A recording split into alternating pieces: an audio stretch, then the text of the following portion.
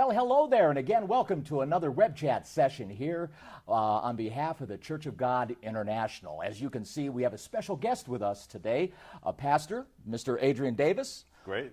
Welcome here to the program. Thanks so much for having me. I watched these web chats. Never thought that I'd actually be on one. Is that right? Well, great. welcome aboard. Thank you. Aboard. Thank you. As many of you may not know, but Adrian comes to us all the way from the province of Ontario, Canada, where you pastor a couple of congregations. That's up right. there? We have several congregations there. I pastor two of them and co-pastor with Marie Palmatier. Oh, okay. And have a couple of wonderful children, I understand, I do. about college age. They or are. so? I was going to say they're not children anymore, but yeah, one's just about to graduate and the other's in her third year. Wonderful. And one wife, I understand, one wife. I'm Christian, yes.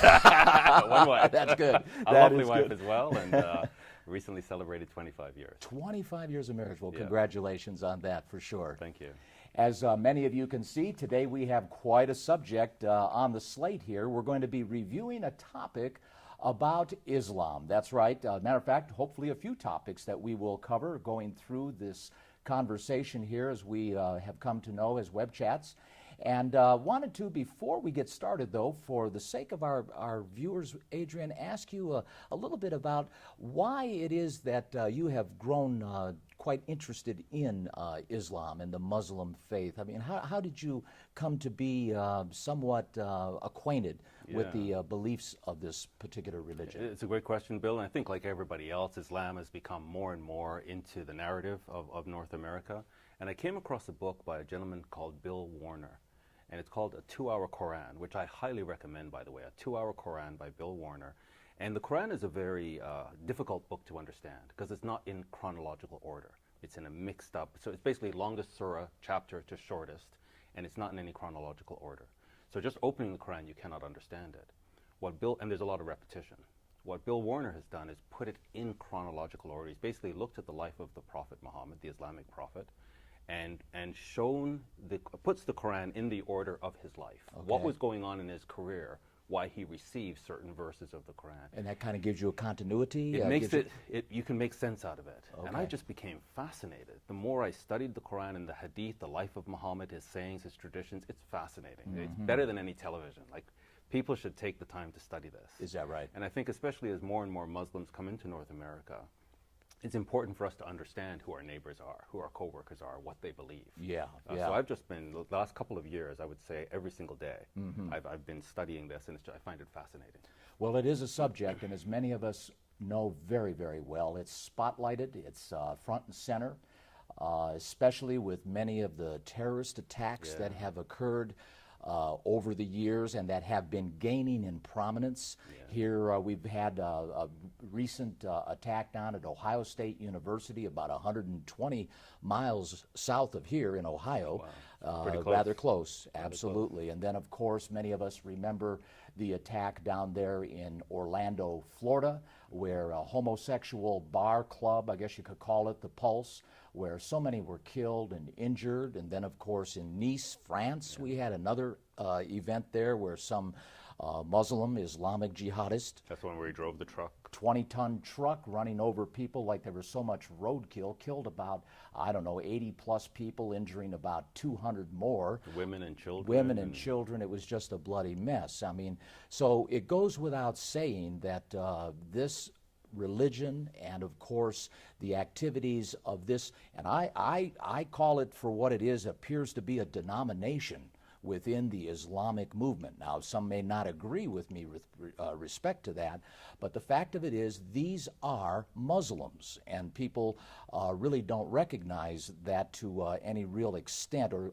I should say the extent that I think is certainly warranted for them to recognize. But that's another story, and hopefully we can kind of get in and through some of this as we go on today, because it is a very important topic that we're talking about here. As a matter of fact, political correctness, as many of you know, has much of this kind of all bogged down, even in defining what a terrorist attack is. I went ahead on the internet just the other day trying to figure out how many attacks in the United States have been conducted since 9/11.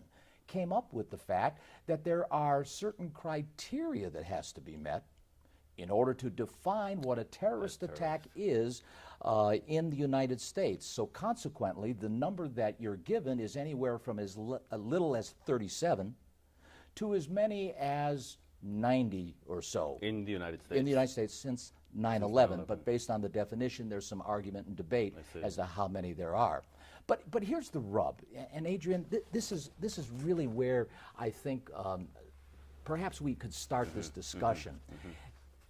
The Islamic faith is portrayed as a religion of peace, but how do you reconcile all of this violence that is associated with this alleged, I mean, I say alleged because of the violence associated with it, I think peace? It's a great question. I think it's a question that everybody's asking themselves silently.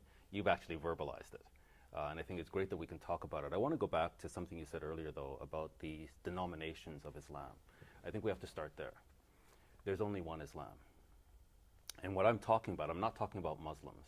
So everybody has Muslims that they know as neighbors or friends, and these are decent people. So I'm not talking about Muslims. I'm going to talk about Islam, which is words on a page. I'm talking about ideology, doctrine. There's one Islam. And the question, how do we reconcile then these different behaviors? We have to go to the ideology. And that's the Quran. And the Quran bill is split into two parts. There are really two Qurans. So there's one Islam, but there's two Qurans. One Quran is what Muhammad received as revelation, apparently, while he was in Mecca. And there he was powerless. He was the persecuted prophet. And so these verses, the Meccan verses, are very peaceful. They're very tolerant. They're very inclusive. Let's all basically get along. Okay, all right. So there's a different tenor to it. When he fled Mecca, because he was so persecuted, and went to Medina, where he was received as a political power. After he was kicked out. He was kicked out of Mecca. He fled to Medina. It was Yathrib. He renamed it Medina, Medina B, the city of the prophet. It became his city. And he was basically the mayor of the city. There were three Jewish tribes and 2 Arab tribes there was a lot of conflict there. And so he came to resolve the conflict and rule as a political warlord. Those verses then that he received in Mecca and Medina are very violent. They're very domineering. They subjugate anybody who doesn't agree with Muhammad and his teachings. Why the change? Because he was a political power. So he started gaining prominence and control. He absolutely had control and basically, controlled Medina with an iron hand. So both types of verses are in the Quran, peaceful and war, kind of violent. like the before and after. Exactly, but both actually coexist. The Medina verses abrogate or cancel the Meccan verses if the Meccan verses can no longer be practiced. So there's a pivotal verse in the Quran, Surah 47, I believe it's Ayah 35, that says, do not call for peace once you have the upper hand. Oh. And so this is very significant. So the Muslims that are coming into North America now must practice Meccan Islam because they do not have the upper hand. The softer, the peaceful, more mellow, get along tolerance. As they increase in number, once they get the upper hand, the Meccan verses are abrogated, and they must then practice the Medinan verses, which is what we're seeing now in Europe. It's kind of like a duplicity of sort. Whatever suits the purpose at the time. Correct. And, yeah. It's all the Muhammad actually said that he has been commanded to fight against all mankind until they say there's no God except Allah and Muhammad is his prophet. Because you're saying one abrogates the other, but it really doesn't. Correct. I mean, exactly. It exactly does, right. but it You've doesn't. got it. Because exactly right. a set of It's circumstances conditional. Determine exactly right. which one applies at the exactly time. Right. Oh, okay. So for most of us who don't understand this, a Muslim or an imam might quote a Meccan verse, and we think that's the Quran. But we need to understand, first of all, is it Meccan or Medinan? And even if it's Medinan, is it early Medina or late Medina? Because late Medina abrogates early Medina.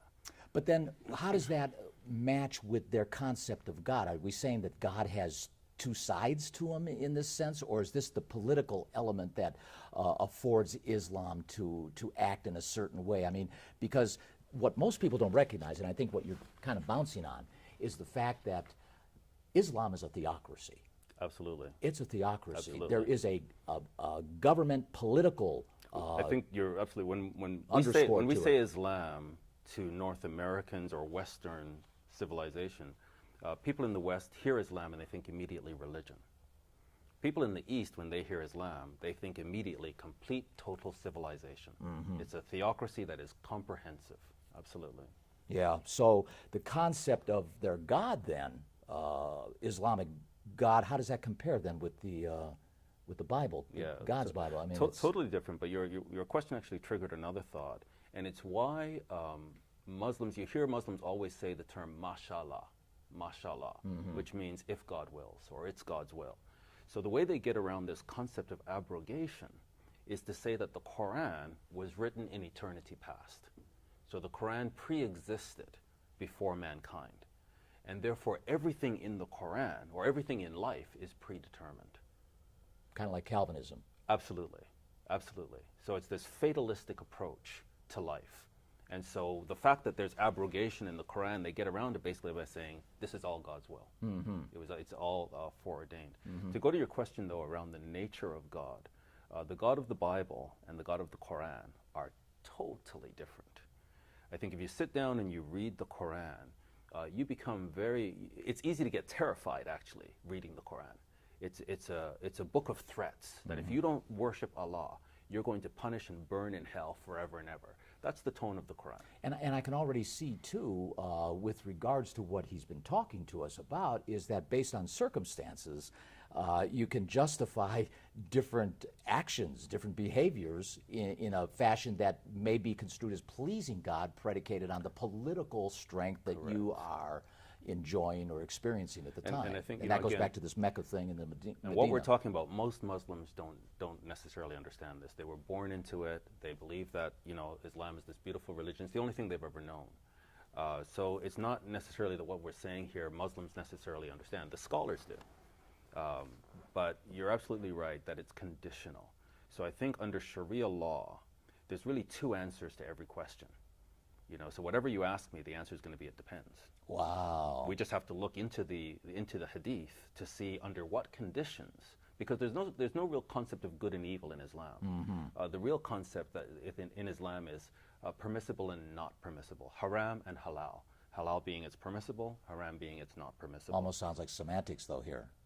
Well, it's really just what did the Prophet say or do, and did he permit it or forbid it, and that's it. So it's all conditional. What are the conditions? And under these conditions, am I allowed to lie? Am I allowed to steal? Am I allowed to kill? Am I allowed to rape? All of these things are permissible under certain conditions. So is this where then, based on the permission, one can still obtain forgiveness regardless of the horrendous act of violence? It's really the opposite, Bill. It's not so that you can engage in an act of violence and obtain forgiveness. No, that's sort of a Christian perspective that you're coming with. It's that Allah, in order to please Allah, you must engage in violence. So it's not to engage in violence and then seek forgiveness. It's that this violence will actually please Allah if it's directed at the right individual. Okay. So I mustn't perform any sort of violent act against a fellow Muslim unless he's guilty of murder or he's guilty of adultery. Then I can. But apart from that, no. But a kafir, a non-believer, absolutely Allah is pleased by us hunting them down and subjugating them, chopping off their heads. I mean, this sounds crazy. It's in the Quran. So there's no forgiveness in that at all necessary. You're actually aspiring for pleasing. You're pleasing. Yeah, exactly. And that actually goes to your question about the nature of God. If you look at the Quranic concept of God, it's often presented as Allah is very forgiving. That he doesn't need blood to be shed for you to be forgiven. He'll just forgive you. That sounds nice, but arbitrary kindness has a flip side. And the flip side of arbitrary kindness is arbitrary punishment. And so Allah can just punish arbitrarily. And that's what people don't realize. So coming into Islam, I'm going to say, no blood needs to be shed. You can just be forgiven. That sounds nice. Once I come in and I start studying the Quran or reading the Quran and start becoming more devout, I'm full of anxiety. I realize that I can be thrown in hell and burn forever for displeasing Allah. And really there's no way out. Every Muslim when they die, they have to spend some time in hell. And then Allah takes them out, if they're worthy, and puts them in paradise, arbitrarily.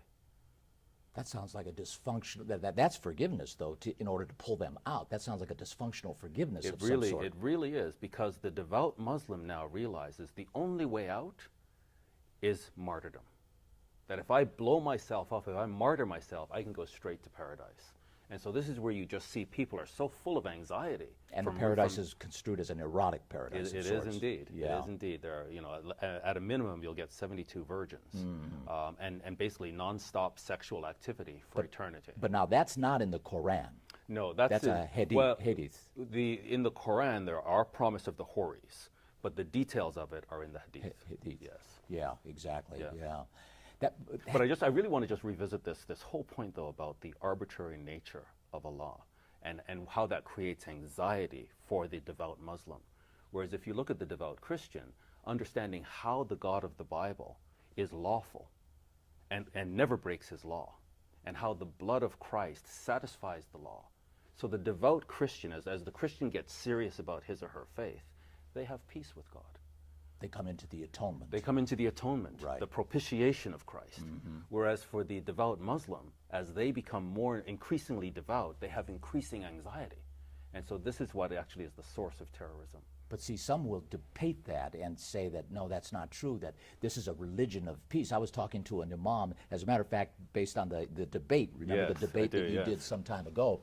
And I attended there with you at that time. After the debate, I couldn't help but to notice how you got surrounded by a bunch of folks, you know. Which was great, by the way. Yeah. These were Muslims that were just so happy to engage and talk about God. And ask all kinds of questions. I think I give them lots of credit for their passion about the things of God. Yeah. But then you were speaking to the imam while I was speaking to the Muslim. And he told me, he said, and this goes to what we're talking about a little bit, and I think it kind of puts in perspective what Adrian is talking about with the Mecca and Medina versions of the Quran, in that he said to me, you know, Bill, that Islam is a religion of peace. And I said, a religion of peace? What are you talking about? It's how can it be a religion of peace? Because I asked him, I said, how do you reconcile? And basically the same question that we brought up at the beginning of this discussion. And he said, no, you don't understand. You have to understand, it's Allah, Jerusalem, Shalom. And I said, so does that Islam, have to, Salam, yeah, it's all peace. Peace, you know, because Jerusalem, you know, and Shalom, and so on. This is actually coming from the notion that Islam is based on Salam, and therefore it's peace. But Islam is not based on Salam. Islam is based on the word Aslam, which is submission, surrender. So Islam is not first of all, it's not a religion. It's a political ideology. Theocracy. It's a theocracy and an ideology. But let's just say the religious part. It is based on submission, not peace. So the peace then, and this is what I derived after I had looked into this, and to your point that you're talking about, is it is a religion of peace as long as you're under submission to Islam. Correct. Again, yes and no. So to every question, we have to get used to this. You get this. Yes and no. To every, really, there's a dual nature to Islam. So first of all, yes, there is Dar al-Islam, the House of Islam, which is where Sharia law exists, and then there's Dar al-Harb, which is the House of War. So anywhere where Sharia law, including the United States, is not dominant, then this is the House of War, which means that in jihad, we must engage in jihad until this land comes under the House of Islam. So we are in the House of War. Now, we may encounter peaceful Muslims, but that's either because they are ignorant of their religion, or they're practicing the Meccan version of Islam until they get the upper hand, or they are practicing taqiyya, which is religious deception, which again the Quran endorses. So there is this notion then that we are at war until we are subjugated. And then once subjugated, when the whole world is for Islam, and the whole world is for Islam, we would think then we would have peace. But get this, Bill. There's a hadith where Muhammad said that in the end, there will be 73 sects of Islam. In the end times. In the end time, and only one is true. The rest are going to hell. So we're having war even in the end times. Even within Islam, then there are kafirs. So these are their end time prophecies. You and I might be both Muslims, but we're of different sects. We don't see each other as Muslims. We see each other as kafirs. So therefore, we can kill each other and subjugate it. So really even though we both adhere to the Quran Correct. and cry Correct. Allah as our Even God. today, you see the Shiites and the Sunnis. Yeah. They hate each other. Right, They exactly. see each other Yeah. as kafirs and disbelievers. Well, Muhammad said in the end, there'll be 73 sects, and only one is going to paradise. But now, how does the Mahdi fit into all that? I mean, you have the 12th Imam, the teaching of their Messiah, you know, and the coming of Isa, Yes. which is Yes. basically Jesus, who's Correct. coming to help Coming to the support the Al-Mahdi, Mahdi, and bring peace and happiness, and the whole world will be consumed under the Islamic umbrella. How does that play into Well, the then 73 he obviously sects? would be one of these sects, and it's really a strong man's religion. So the strongest man who can establish himself will be the caliph. And any rivals have to be defeated. And then we have 1,400 years of history. A lot of people in North America are not aware of Islamic history, but they populated and dominated half the globe at one point. The Ottoman Empire basically governed half the world. And so through these empires, we've seen this struggle for war, struggle for dominance, where you and I might be brothers, and we're both contenders for the throne, and we will slaughter each other. And a lot of this has happened over the 1,400 years. So there's a competition for the caliphate. And Muhammad himself said that if if somebody declares themselves caliph, and a second person declares themselves caliph, that second person must be put to death. So that person has to move quickly and topple the first if they're going to be successful. They're going to, and save their lives, essentially. You mentioned in passing in all of the discussion that we've been sharing here with all of you regarding this hadith and the element of its influence on the Quran and the interpretation of it. And I understand in the Islamic world that there are multiple hadiths, and Correct. that each one has its own spin, for lack of a better term, on its ability to interpret the Quran and the writings of Muhammad. So I'm glad you asked this question. It's important for the viewers to know that unlike Christianity, where we have the Bible, we might think that the Islamic scripture is the Quran. This is not correct. Correct. Okay, the Quran is 14% of the corpus of scripture for Muslims. Muslim scripture includes the hadith and the seerah. The seerah is the biography of Muhammad, the things that he did, his life story. The ahadith, so hadith is singular, ahadith is plural. Ahadith represent his sayings and doings, things that people observed about him. There are Kind of like the hundreds, oral law. kind of like the Book of Acts, I guess, in a way. And But not all of them are accepted as correct. So authentic. there's Sahih hadith, which is strong hadith, and then there's Daif hadith, which is weak hadith. How do you remember all these words? I've got to start becoming more and more Arabic, and we have to. I mean, increasingly Islam is taking a major part in our lives and around the world, and so we need to understand Especially our Muslim with these neighbors. civilian invasions. But I think it's really important for our viewers to understand then that the body of scripture for Muslims is the Quran, which is the direct revelation apparently, the hadith, ahadith, and the seerah. Okay?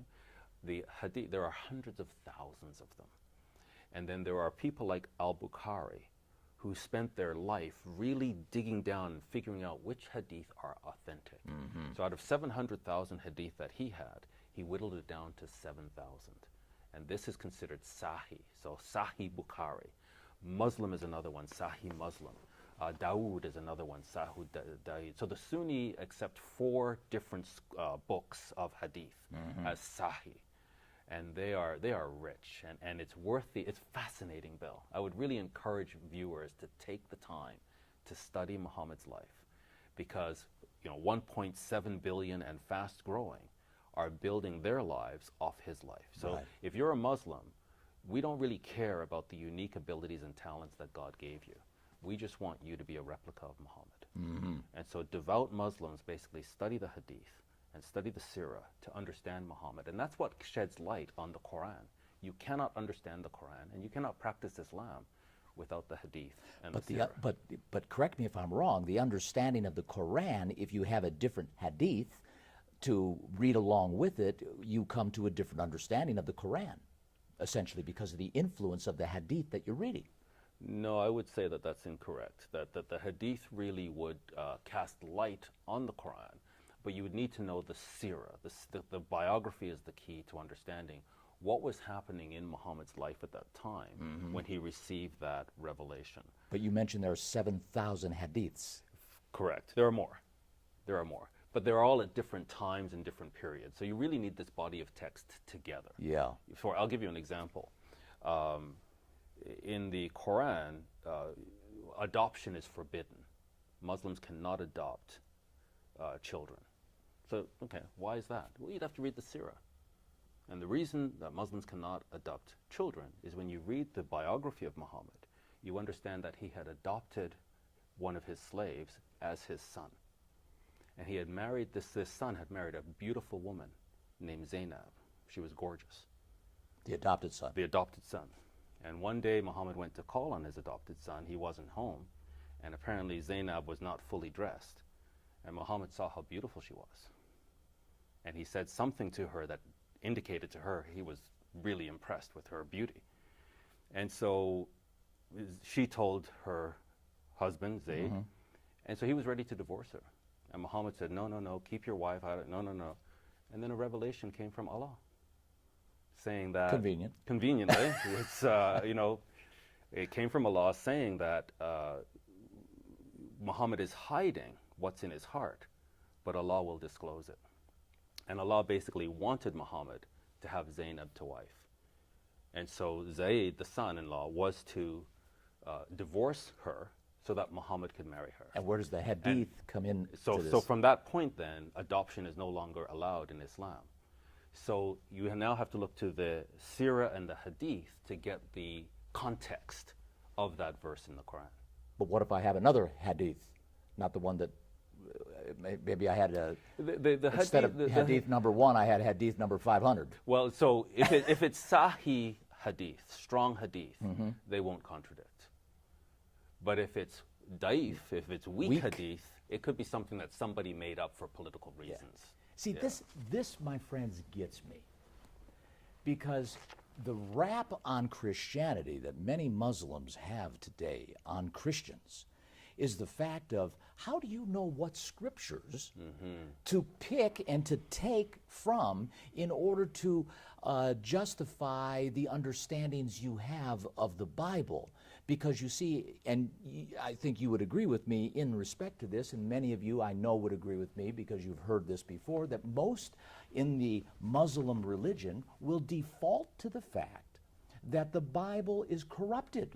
And in most cases, it's this point that they choose to undermine the Bible to give them the justification to have the superior role, even to the point that they believe Ishmael was the promised child as opposed and the Bible's corrupted and doesn't show Isaac, that. So you sort of picked up on this when we were talking about hadith and all the different hadiths. Because you now understand that hadith is part of their scripture, where most of us believe that only the Quran is their scripture.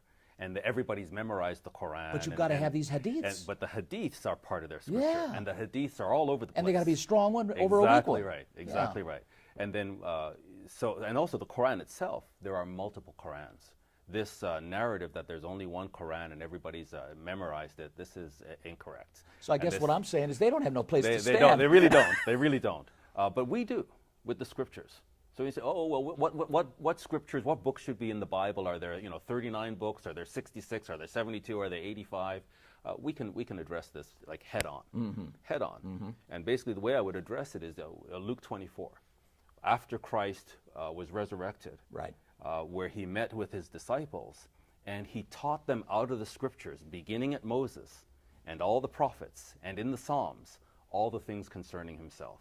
So when Christ walked the earth, he didn't go to the Jews and say, what have you done to the Bible? Why have you corrupted the Bible? No, he went to synagogue every Sabbath, and he taught out of the Bible. And even after his resurrection, he taught out of the Bible. So whatever the Bible was when Jesus walked the earth, we know that it was validated by Christ. 600 years later, the Quran refers repeatedly to Christians and Jews as the people of the book. So the Quran acknowledges that Christians and Jews have a book. So whatever that book was when Muhammad walked the earth, that's the Bible.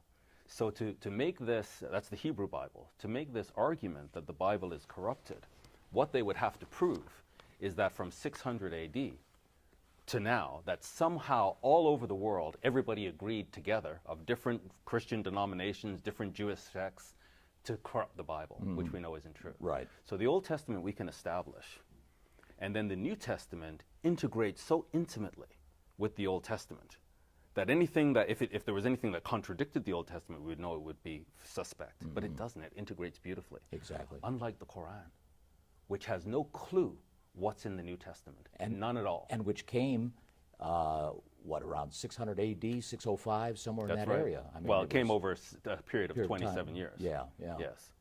Amazing. Yeah. Just amazing. And it has no knowledge whatsoever of what's in the New Testament. None.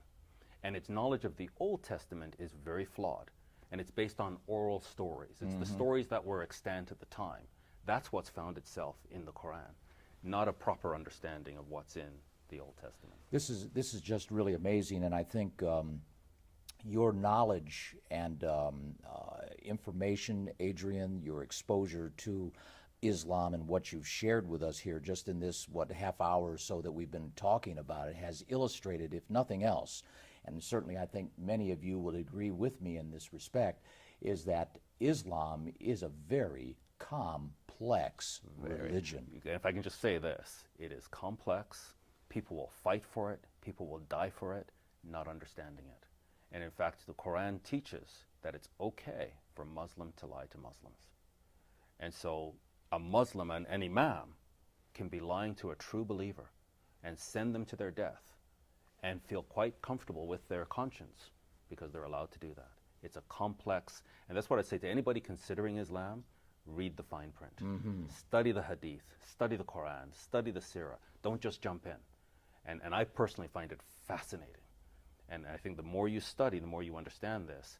Understand what you're doing. You know, you and I would never baptize somebody without explaining to them the commitment that we're asked, that God is asking them to make. Right, it's a major, big commitment. People should be the same with Islam. But they're not. Understand it. No, they'll just, it sounds good theologically, sort of few philosophical arguments.